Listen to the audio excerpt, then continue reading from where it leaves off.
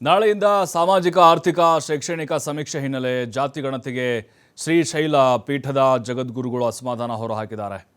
Doctor ಚನ್ನ ಸಿದ್ದರಾಮ ಪಂಡಿತಾರಾಧ್ಯ ಶಿವಾಚಾರ್ಯ ಸ್ವಾಮೀಜಿ ಅಸಮಾಧಾನ ಹೊರಹಾಕಿದ್ದಾರೆ. ರಾಜ್ಯ ಸರ್ಕಾರಗಳಿಗೆ ಜಾತಿ ಗಣತಿ ಮಾಡುವ ಅಧಿಕಾರ ಇಲ್ಲ. ಆರ್ಥಿಕ ಶೈಕ್ಷಣಿಕ ಸಮೀಕ್ಷೆ ಮಾಡುವುದನ್ನು ಸ್ವಾಗತಿಸ್ತೇವೆ. ಆದರೆ ಜಾತಿ ಗಣತಿ ಮಾಡುವ ನಿಲುವಿದ್ರೆ ಕಾನೂನುಬದ್ಧವಲ್ಲ. ಸಮೀಕ್ಷೆಯಲ್ಲಿ ಹೊಸ ಜಾತಿ ಸೇರ್ಪಡೆ ಮಾಡಿರುವುದು ಸರಿಯಲ್ಲ.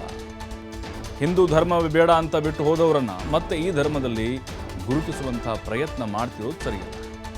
ಅಖಿಲ ಭಾರತ ವೀರಶೈವ ಮಹಾಸಭಾ ಸ್ಪಷ್ಟ ನಿಲುವನ್ನು ತೆಗೆದುಕೊಂಡಿದೆ. ಜಾತಿ ಕಾಲಂನಲ್ಲಿ ವೀರಶೈವ ಲಿಂಗಾಯತ ಎಂದು ಬರೆಸಬೇಕು, ಉಪಜಾತಿ ಕಾಲಂನಲ್ಲಿ ವೃತ್ತಿ ಆಧಾರಿತ ಉಪಜಾತಿ ಬರೆಸಬೇಕು ಅಂಥೇಳಿ ಬೆಳಗಾವಿಯಲ್ಲಿ ಶ್ರೀಶೈಲ ಪೀಠದ ಜಗದ್ಗುರುಗಳು ಹೇಳಿಕೆಯನ್ನು ಕೊಟ್ಟಿದ್ದಾರೆ.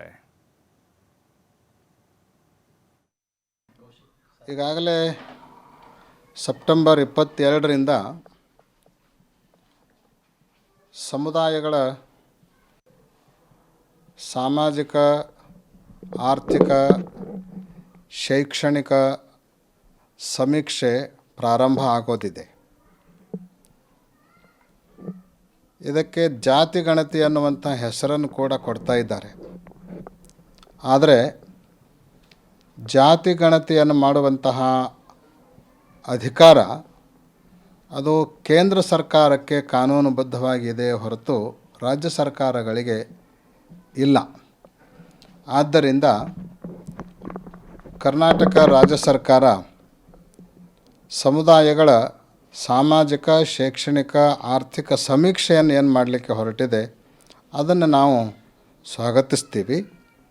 ಆದರೆ ಜಾತಿ ಗಣತಿಯನ್ನು ಮಾಡುವಂಥ ನಿಲುವು ಇದ್ದರೆ ಅದು ಕಾನೂನುಬದ್ಧವಾಗಿ ಸರಿಯಲ್ಲ ಅನ್ನುವಂಥದ್ದನ್ನು ನಾವಿಲ್ಲಿ ಹೇಳಲಿಕ್ಕೆ ಬಯಸ್ತೀವಿ. ಇದರ ಜೊತೆಗೆ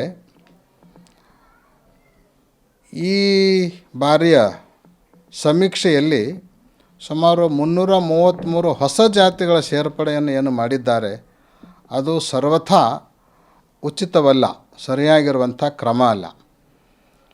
ಈ ಧರ್ಮವೇ ಬೇಡ ಅಂತ ಬಿಟ್ಟು ಹೋದವರನ್ನು ಮತ್ತು ಈ ಧರ್ಮದಲ್ಲಿ ಗುರುತಿಸುವಂತಹ ಪ್ರಯತ್ನ ಮಾಡಿ ಈಗಾಗಲೇ ಜಾತಿಗಳ ಹೆಸರಿನಿಂದ ಛಿದ್ರ ಆಗ್ತಾ ಇರುವಂಥ ಸಮುದಾಯಗಳಿಗೆ ಮತ್ತೊಂದು ಕೊಡಲಿಪೆಟ್ಟನ್ನು ಕೊಟ್ಟು ಮತ್ತಷ್ಟು ಛಿದ್ರವನ್ನು ಮಾಡುವಂಥ ಪ್ರಯತ್ನ ಇದು ಖಂಡನೀಯವಾಗಿರುವಂಥದ್ದು.